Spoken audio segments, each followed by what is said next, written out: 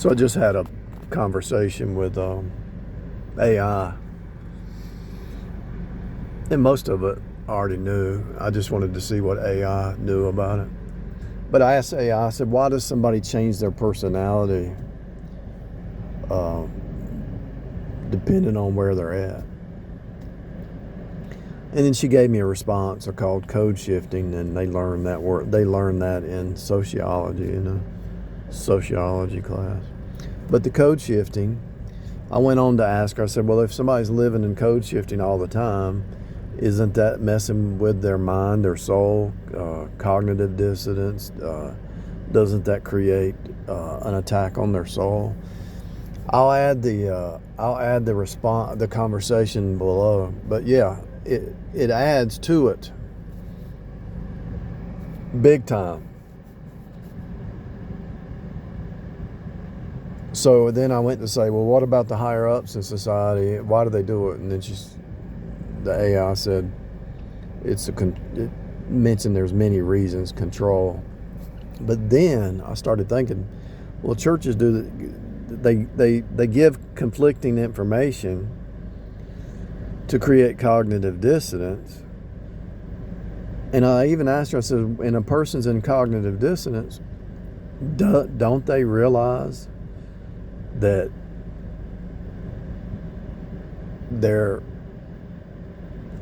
I said, why don't they look for the solution? Why live in duplicity instead of getting the truth to the source? Or she said, a lot of people are not self-aware, they don't know it. And I said, well, that means they're going to go to drinking, drugging, they don't know who they are.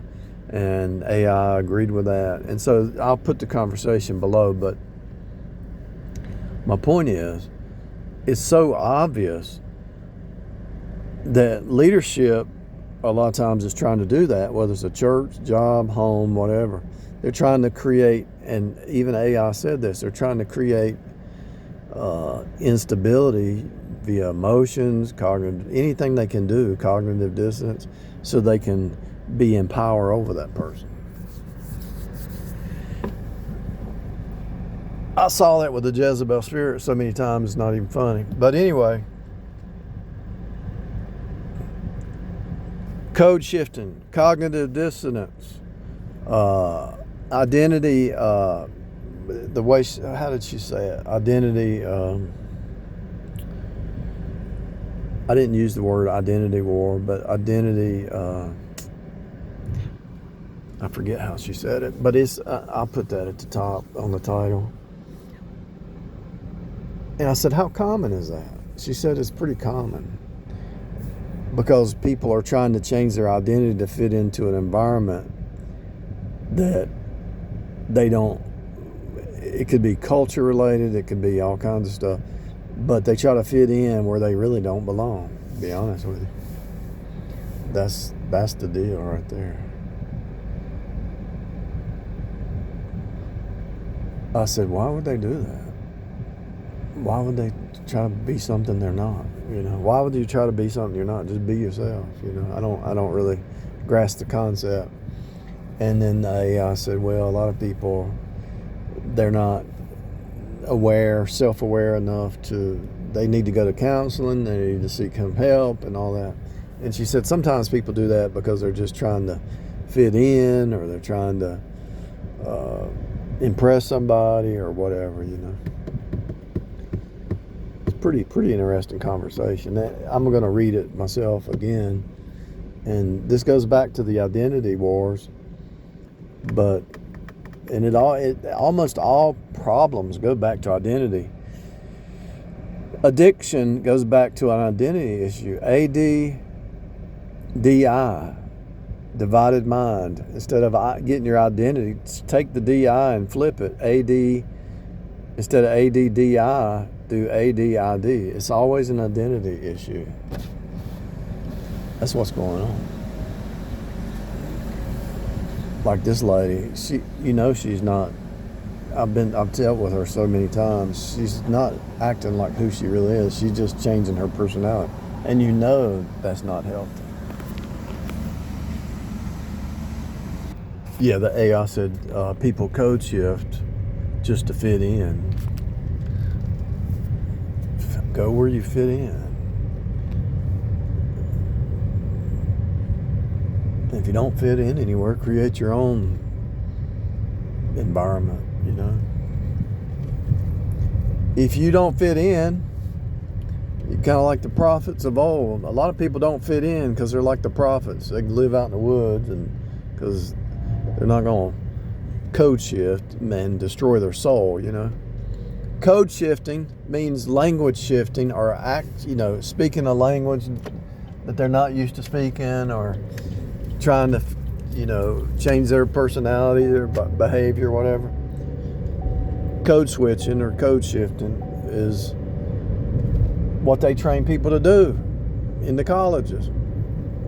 But it's not healthy. If you have to code shift, your environment's probably not healthy. If you can't just be yourself and you have to code shift, you're not going to last.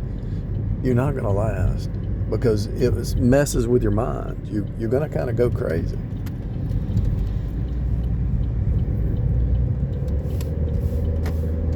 One of the reasons I started talking about some of this stuff a long time ago is because I saw how societies tried to steal your soul, tried to attack your soul, try to get you to go along with the hive mind. I didn't know about the hive back then, but the hive mind wants you to think like them, and you can't. Like I was talking about the other day, there's people say they're saved, but they believe in abortion, that this is legit. Those people are that's cognitive dissonance.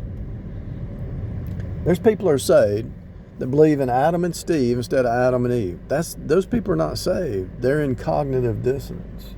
There are people who go to church and sit under a preacher that says it's faith alone and Jesus alone. But then that's Sunday morning. Then Sunday night says you better not miss a day of church or you're not right with God. So he went from faith to legalism, and people sit under that preacher. They look like they ate a lemon. They're sour. It's like a sourpuss face, and they don't know why it's happening because the teaching that you're under tries to put you back under guilt, shame, condemnation, law. They don't want you to have freedom in Christ. They don't want you to be content in Jesus and set apart. And so the unsaved try to do it too, even though they might not be in church, but they want to they want to speak nice to get into your house. And I don't necessarily mean a house, but in your world. They want to get into your world and then steal, kill, and destroy. But they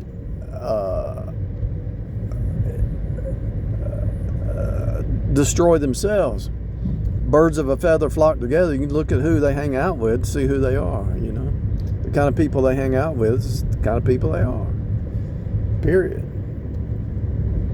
If you like talking to Christians, saved people, you're saved. If you like talking to the lost, you're probably lost. If you like talking to drunks, because you're probably a drunk. It's not that complicated, people. It's really not that complicated. The truth's right in front of you. You can be free. I remember going, I was trying to figure out what in the world, and then I'd go to church and I'd say, why are they contradicting themselves, you know? Why would the preacher contradict himself? On the one hand, he says faith alone. And then on the other hand, he says, you got to do something to be right. It was like, what's up with that? It was a cult leadership type mindset, wanted power and control.